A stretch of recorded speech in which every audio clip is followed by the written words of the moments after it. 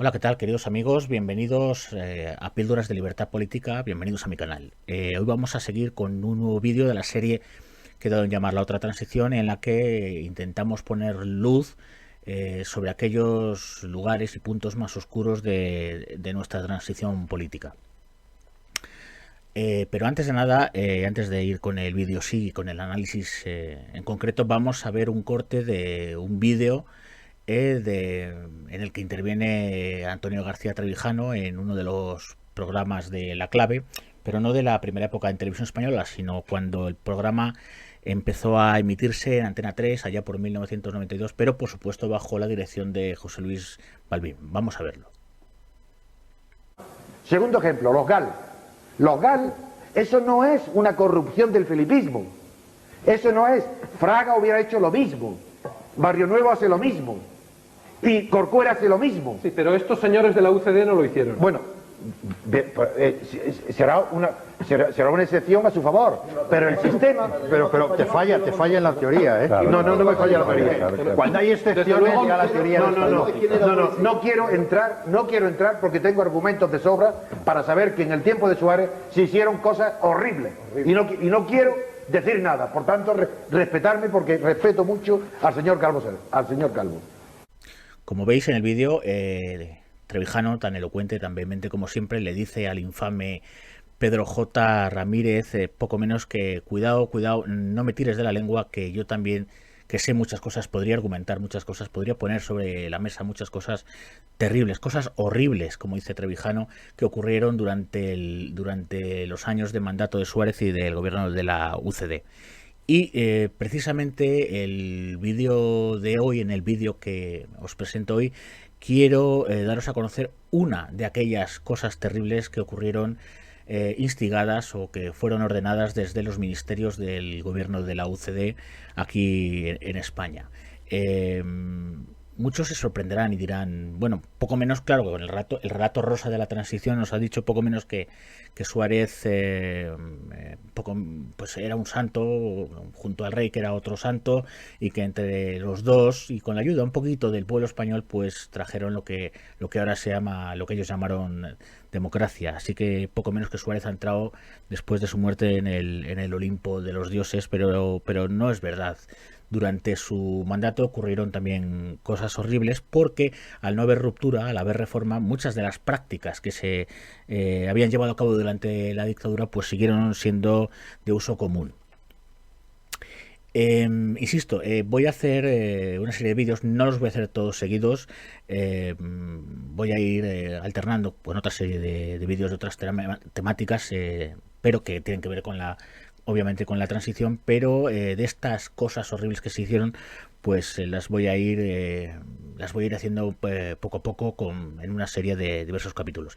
Me dejaré muchas en el tintero, pero es que como me dijeron hace poco, daría para una serie de Netflix. Bien, hoy os quiero hablar de un personaje y también de un movimiento político que surgió durante el franquismo. Todos conocemos, lógicamente, los grandes movimientos, por ejemplo, movimientos o bandas terroristas como ETA, como Terra Llure, partidos que estuvieron en la clandestinidad, como el Partido Comunista de España, que ya había sido fundado en los años 20, pero que estaba en la clandestinidad. Había otra serie de partidos también en la clandestinidad, pero bueno, pues en este caldo de cultivo, en este humus, surge un movimiento que se llama MPAYAC. ¿Verdad? Os resultará extraño. Yo tampoco tenía mucho conocimiento de este movimiento hasta que me he metido de lleno en el estudio en la preparación de este capítulo. El MPAYAC, que significa Movimiento por la Autodeterminación e Independencia del Archipiélago Canario, y sí, nacionalismo y separatismo canario. Fue fundado en 1964. Bueno, hoy en día también sabemos que existen partidos nacionalistas en Canarias, algunos con representación parlamentaria, bueno, con representación que están en el Parlamento. Y bueno, pues también hay antecedentes como puede ser este llamado MPAYAC. ¿Qué características tenía este partido, este movimiento? Pues era un partido, ellos reivindicaban el legado guanche, es decir, el legado indigenista anterior a la llegada de los castellanos a las Islas Canarias. Reclamaban, insisto, las tradiciones guanches, decían que habían sufrido una colonización y en ese momento estaban adheridos a esas corrientes políticas tercermundistas. No lo digo peyorativamente, sino tercermundismo en el sentido de todos estos países que estaban afrontando, mayoritariamente eran africanos, pero también asiáticos, que estaban afrontando el proceso de descolonización de sus metrópolis. Pues bien, este movimiento se acerca a este otro tipo a estos otros movimientos en África que, por ejemplo, se agrupaban en organizaciones como una especie de asociación para la unidad africana.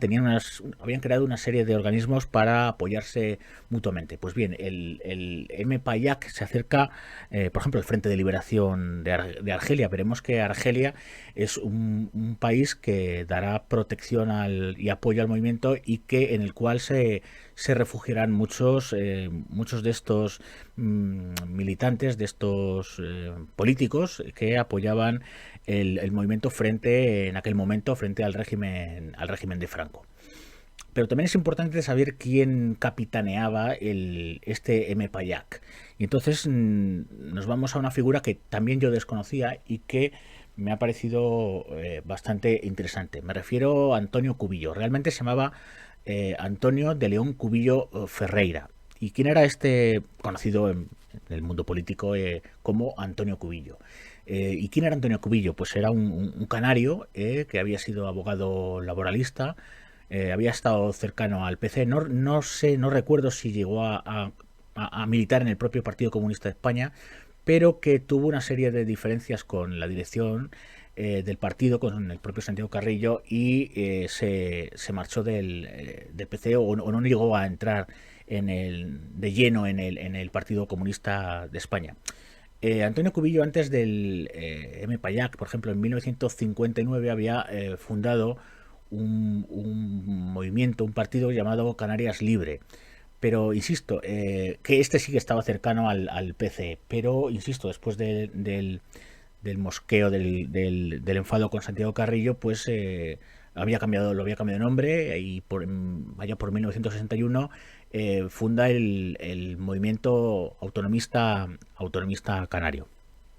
Después de las redadas que hace el franquismo allá por 1962, Antonio Cubillo huye y se exilia en Argelia.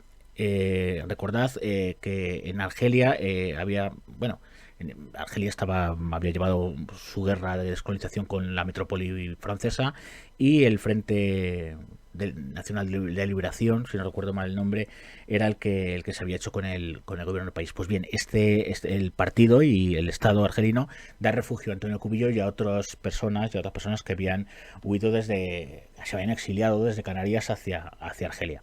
Allí funda también una radio independiente, algo así como la Pirenaica, ¿verdad?, del Partido Comunista, y que se llama La Voz de Canarias Libre, La Voz Libre de Canarias Libre, en el fondo, y que desde allí pues hace propaganda de su propio partido. Esto ya empieza un poco a mosquear al gobierno de Suárez, ya en los años ya en el gobierno de Suárez, en la época ya de Juan Carlos I. Y además es un hombre que Antonio Cubillo empieza a tomar importancia precisamente por su acercamiento a estas agrupaciones panafricanas o que protegían a los movimientos de liberación, de descolonización africanos, y incluso llega el propio Cubillo a ser invitado para hablar ante el Comité de Descolonización de las Naciones Unidas en Nueva York. Estos días antes, el día 5 de abril, cuando volvía a su casa en Argel, recordad que estaba exiliado, pues dos individuos lo agarran en el ascensor, uno lo sujeta y otro se abalanza sobre él, y con un machete de pesca subacuática, fijaos las dimensiones y el tamaño del arma blanca, le da 3 puñaladas. 2 de ellas irán al abdomen y una de ellas le seccionará la médula espinal, lo cual lo va a dejar parapléjico, lo va a dejar parapléjico para el resto de su vida. Estos dos individuos son detenidos, puesto que el atentado se comete, se comete cerca del Palacio Presidencial de Argel. Por eso no utilizan arma de fuego, utilizan arma blanca. Y Cubillo salva la vida porque hay por allí una serie de médicos y cirujanos rusos. Bueno, coincidencias de la vida. Bueno, pues como digo, estos dos individuos, estos dos perpetradores del atentado son detenidos. Los pone a disposición judicial y ya se conocen sus nombres. Uno de ellos es Juan Antonio Alfonso González, que había sido miembro del FRAP, que era otra organización denominada terrorista en aquellos momentos en España, y el otro atacante era José Luis Cortés Ramírez. Es Alfonso González, Juan Antonio Alfonso González, el que ejecuta las puñaladas. ¿Qué pasa? Pues insisto, son detenidos, se les pone a disposición judicial y durante el juicio, pues bueno, les cae una condena allí en Argelia.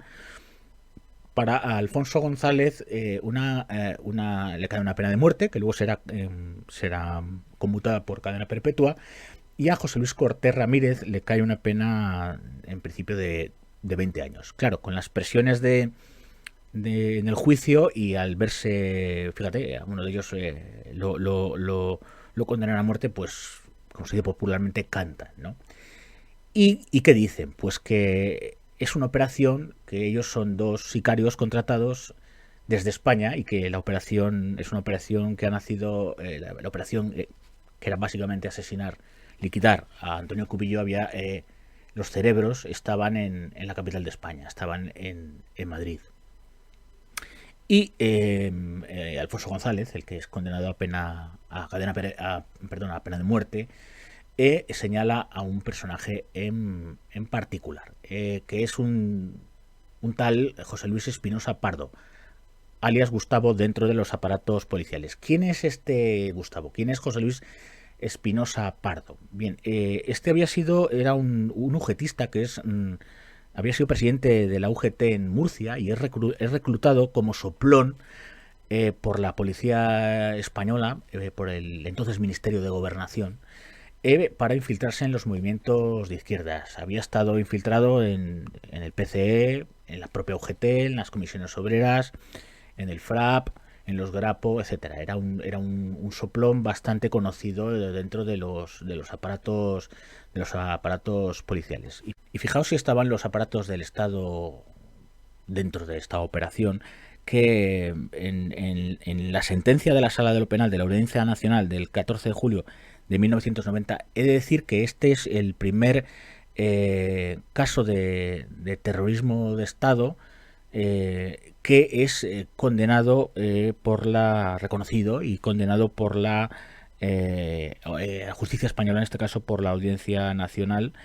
Y dentro de la sentencia se puede leer, dice la sentencia: la ocasión es aprovechada por personas hasta ahora no determinadas, pero sí pertenecientes a los servicios policiales españoles, quienes deciden emprender una estrategia que tendría por objeto descabezar a la organización mediante la desaparición de su líder, Antonio León Cubillo Ferreira. Pero claro, esto, ¿verdad?, es como las muñecas rusas, como las matrioscas, ¿no? O como una escalera. Claro, ¿y quién está por encima de José Luis Espinosa Pardo, alias Gustavo? ¿Quién le encarga que reclute a los dos sicarios que atacan a Cubillo? Pues muy sencillo. La investigación concluye que por encima está nada menos que el comisario Roberto Conesa Escudero. ¿Quién es Conesa? Conesa es uno de los comisarios más sangrientos, denunciado en diversas ocasiones por estudiantes y trabajadores por torturas cuando estaba en la brigada político-social. Luego este hombre, al no haber ruptura, al haber reforma, seguirá promocionando, lo mandan a Valencia y bueno, incluso es casi poco menos que condecorado. Este había trabajado muchas veces de mano a mano con Pacheco, con el famoso Billy el Niño. Así que fijaos que dos prendas, fijaos que dos personajes. Pero a su vez, claro, este era el comisario Conesa, ya es una instancia alta. El comisario Conesa no organiza esto porque sí. ¿Quién está por encima del comisario Conesa? Pues muy sencillo. Por encima de Conesa, de Roberto Conesa Escudero, está directamente el despacho del ministro de Gobernación, lo que posteriormente será el ministro de Interior, el ministro de Gobernación, que es ni más ni menos que Rodolfo Martín Villa, otro de los hombres duros, condecorado después por sus servicios a la corona y a la llamada democracia del 78.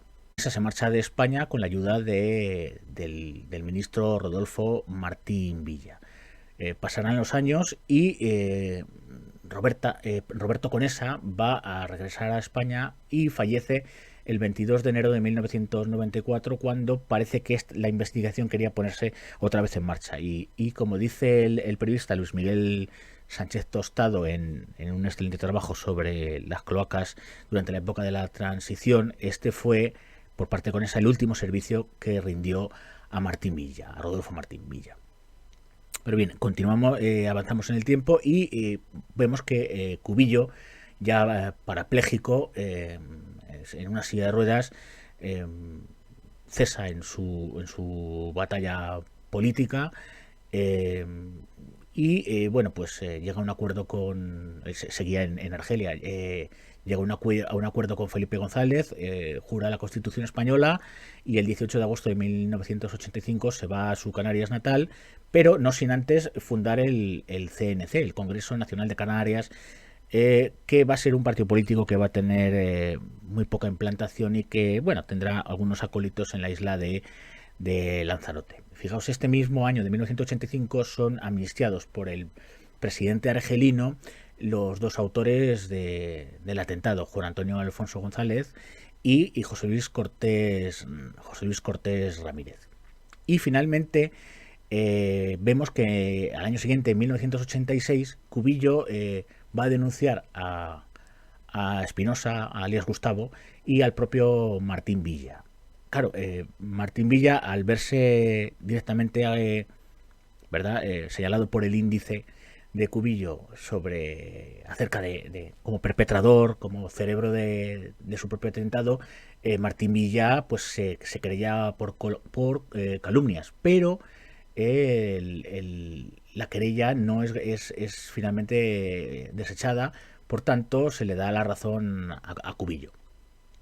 Finalmente, en 1990 la Audiencia Nacional condena a Espinosa como inductor a 20 años y a una indemnización que le tiene que dar a Cubillo de 25 millones de pesetas. Y quiero leeros, para que veáis un poco las tripas de cómo fue pergeñada esta operación, que se llamó Operación Mallorca. Este es el nombre en clave de la operación, y para que veáis cómo trataban entre el ministerio, el comisario, el intermediario Espinosa y los propios sicarios.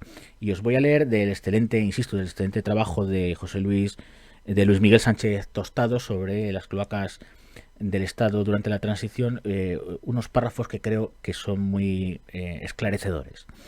Dice: en 1996, el titular del Juzgado Central de Instrucción número 4, Carlos Díaz, reabrió la investigación sobre el intento de asesinato de Cubillo. Pretendía despejar las incógnitas de la sentencia dictada por la Audiencia Nacional en julio de 1990. Demasiado tarde. Habían transcurrido 18 años del día de autos y 2 del fallecimiento del comisario Conesa. En diciembre de 1988, antes de ingresar en prisión, José Luis Espinosa ya implicó sutilmente al Ministerio del Interior de Rodolfo Martín Villa. Pero en el juicio, presionado por instancias oficiales, solo reconoció haber vigilado a Cubillo por encargo del comisario Conesa. Sin embargo, en la nueva instrucción de 1996, con 66 años y recién salido de Carabanchel en libertad condicional, desprendido ya de la presión de quienes protegía, fue categórico. Y dijo Espinosa: me arruinaron moral y económicamente, he perdido mi mujer y mi casa. Que no diga Martín Villa que no sabe nada, porque todo se planeó en un despacho de Dirección General de Seguridad con el nombre de Operación Mallorca. Me dijeron que era por el bien de España. El comisario Manuel Ballesteros García, que sustituyó a Roberto Conesa en la Brigada Central de Información de la Policía en el año 79, se negó a darle trabajo. Este desaire y las dificultades económicas por las que atravesaba le soltaron la lengua. Y continúa Sánchez Tostado. La catástrofe aérea en el aeropuerto tinerfeño de Los Rodeos, con sus 583 víctimas, la situación cambió radicalmente. Cubillo ponía en aprietos al Ejecutivo español con su presión internacional. He de decir que, si bien el M-Payac entre el 76 y el 79 creo que llegó a ejecutar unas 70, lo que llamaban acciones armadas, pero que no eran más que explosiones de artefactos caseros, sí es cierto que en un atentado con uno de estos artefactos, pues en un aeropuerto de Canarias, los vuelos tuvieron que ser desviados al aeropuerto de Los Rodeos, donde ese mismo día, debido al aumento de tráfico de la circulación aérea junto a la niebla y alguno que otro error humano, hubo una catástrofe donde la mayor catástrofe aérea de la historia, donde murieron 583 personas. Pero fijaos que también había otra serie de intereses, dice Sánchez Tostado. También presionaban los alemanes, con importantes intereses turísticos en Canarias, que además sufrían el impuesto revolucionario de los separatistas guanches. Es en ese momento cuando se toma la decisión de acabar con el líder canario. Quedó probada la participación en el complot del agente de los servicios secretos de la Baja Sajonia, Werner Maus. Y según Espinosa, el 15 de enero del 78, ya que es cuando se empieza a pergeñar la Operación Mallorca, dice, se reunieron en una oficina de la Dirección General de Seguridad, que tenía la Dirección General de Seguridad del piso 14 del edificio España de Madrid. A la reunión asistió, además del confidente José Luis Espinosa, el comisario Roberto Conesa, el policía Manuel Gómez Sandoval, que era otro viejo conocido de la Brigada Político-Social relacionado con torturas e interrogatorios a estudiantes, y dos individuos más conocidos como Gutiérrez y González. En la reunión, Conesa, refiriéndose a Cubillo, dijo: hay que eliminarlo. Aseguró haber convocado a dos sicarios en Alicante y haberles entregado las 350.000 pesetas que Conesa le dio en el despacho de la Plaza de España. El pasaporte falso que llevaba González lo había proporcionado la misma policía en la DGS. A finales de enero de 1978 viajaron a Argel a vigilar a Cubillo y mostrarles por dónde se movía. Dice, José Luis Espinosa continúa su estremecedor relato añadiendo que Conesa le aconsejó que vendiera sus propiedades para quitarse de en medio, tras lo cual lo trasladaron a Carcaboso, municipio extremeño próximo a Plasencia. Un policía enviado por Sandoval entregó 1,5 millones de pesetas a los propietarios del terreno donde se instaló. Prometieron que me seguirían ayudando, pero no me dieron un duro más. Tuve que vender el terreno porque no podía pagar la deuda. A partir de ese momento las puertas se me cerraron. Tardaron 10 años en detenerme, dice Espinosa.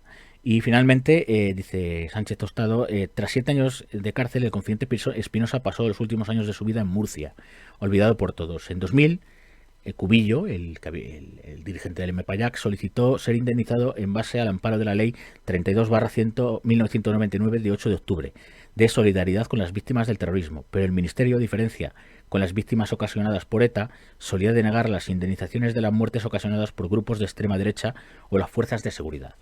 Alegaba que los autores no estaban considerados un grupo terrorista. ¿Cómo iban a estarlos si era la propia policía, por órdenes del Ministerio, la que organizaba ciertos actos de terrorismo de Estado? Una nueva sentencia en 2003, fijaos ya, en 2003, ordenó al Estado abonar a Cubillo una indemnización de 150.203 euros. Insisto, esto es un episodio de terrorismo de Estado. Bueno, ahora está de moda las cloacas del Estado, ¿verdad? Con ese perejil que está en todas las salsas, que es el comisario Villarejo. También está la famosa policía patriótica que el ministro del PP, Jorge Fernández Díaz, montó desde su despacho. Policía patriótica, vaya. Pero estas cloacas del Estado siempre han existido. Y lo peor de todo, máxime, y es terrible, que las cloacas del Estado español muchas veces han actuado contra los propios ciudadanos españoles. En la época de la UCD, las cloacas también se utilizaron, la llamada razón de Estado también se utilizó y se intentó ejecutar. Se ejecutó, de hecho, según un estudio de Sophie Baby, las fuerzas del Estado, ojo, no siempre por actuaciones organizadas, sino a veces por violencia y encontronazos contra estudiantes, etcétera, provocaron prácticamente unas 100 muertes. Pero bueno, tampoco se libró, insisto, el gobierno de Suárez y de la UCD de hacer cosas horribles. Como dice Trevijano, en el programa de clave. Hoy os he contado una de ellas. En próximos programas os contaré algunas más. También quiero insistir en que estoy condenando el ataque por parte del Estado a un separatista. Sabéis que yo estoy comprometido con la unidad de España para defenderla políticamente, pero también, sobre todo, y también, por supuesto, estoy comprometido con la vida y con la libertad. Y como dice el punto número 9 de los principios del movimiento de ciudadanos hacia la República Constitucional, MCRC, del cual soy socio y que fue fundado por don Antonio García Trevijano, el punto número 9 dice: porque no son legítimas las razones ocultas del poder político, siempre será ilegítima la razón de Estado. Y recordad, queridos amigos, como siempre, bueno, antes de nada, si os ha gustado el vídeo, le dais a like. Esto me facilitará ir haciendo más programas. Si os gusta la temática de mi canal, os suscribís y le dais para que os aparezca la campanita roja cada vez que haga un nuevo vídeo. Y lo de siempre, recordad que libertad constituyente ya.